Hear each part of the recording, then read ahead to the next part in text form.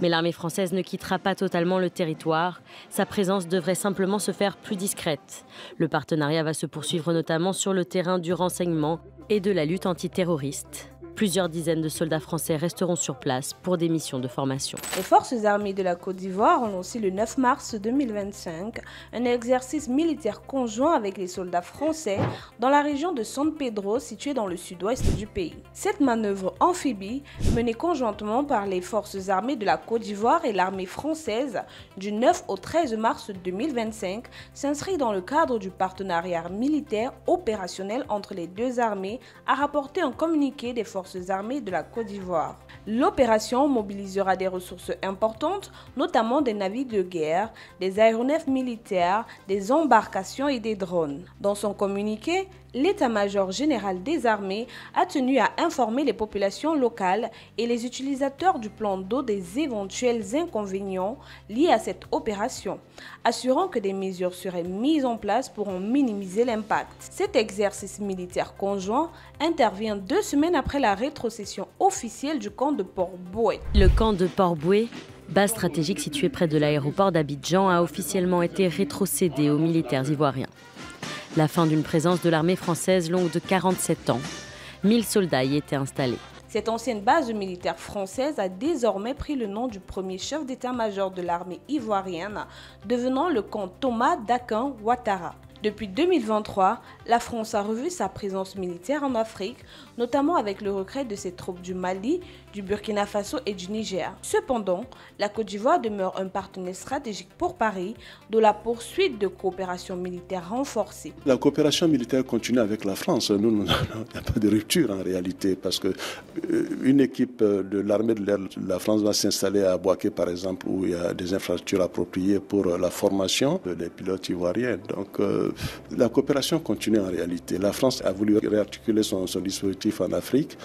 On ne peut que donc aller dans ce sens, mais la coopération continue. Le maintien d'exercices conjoints de grande envergure, comme celui du 9 au 13 mars 2025, confirme cette volonté de conserver une influence en Afrique de l'Ouest. La restitution du camp de Port-Bouët, rebaptisé camp Thomas Dakin Ouattara, s'inscrit dans une tendance où les États africains cherchent une plus grande autonomie militaire. Cette rétrocession s'aligne sur les réformes ivoiriennes visant à moderniser et autonomiser les forces armées de la Côte d'Ivoire.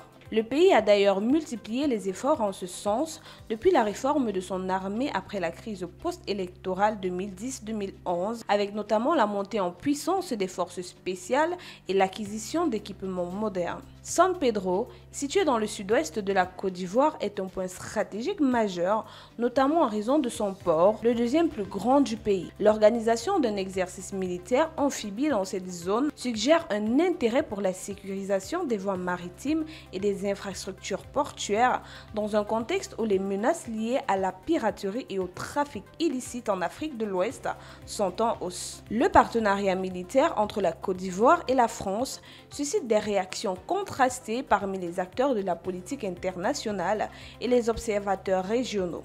Certains observateurs et citoyens africains estiment que la présence militaire française n'a pas toujours conduit à une amélioration significative de la sécurité, notamment en raison des résultats mitigés observés dans des pays comme le Mali et le Burkina Faso.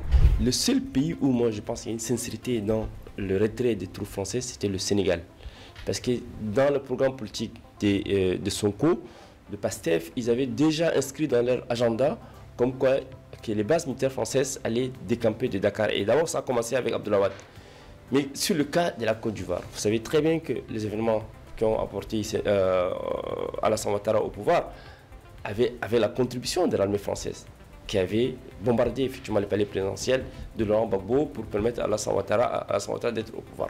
Des voix critiques suggèrent que la France pourrait chercher à maintenir son influence en Afrique de l'Ouest sous couvert de coopération militaire, ce qui alimente des sentiments anti-français dans certaines populations locales. Pour plus de contenu sur l'actualité africaine, suivez-nous sur le réseau social africain Diba World et sur toutes nos autres plateformes. Tous les liens sont disponibles dans la bio.